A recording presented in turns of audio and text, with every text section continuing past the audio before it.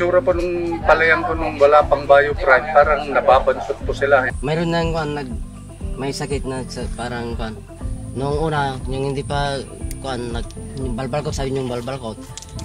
Ang palay namin noon ay medyo hindi maganda ang pagbulas ng dahon.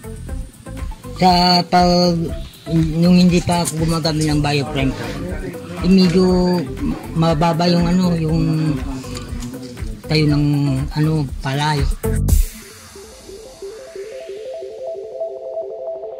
Hindi gaya gayon na may Bioprime, parang malagot sila parati, parang may vitamina. First time kong gumamit ng Bioprime, may pagkaibahan.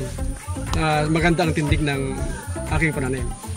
Ngayon lang, yung berde yung dahon. Kaya Ngayon po, gumagamit na ako nito, hindi na ako masyadong nagbubuhat ng mga komersyal na na abono. At saka, alam nyo naman, matanda na, hindi masyadong makabuhat-buhat ng mabibigat.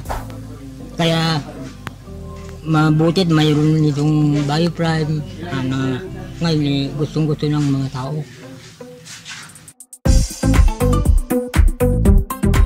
Ang paggamit ng Bioprime ay mas madali lang kasi spray mo lang to kaysa magbubuhat ka ng maraming sako ng abono na chemical.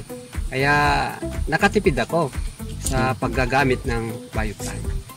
Nang gumamit na po ako nito, mabulas at saka medyo malalapad ang dahon. Kaya nakatipid ako ng konti po. Kaya gustong maulit ito.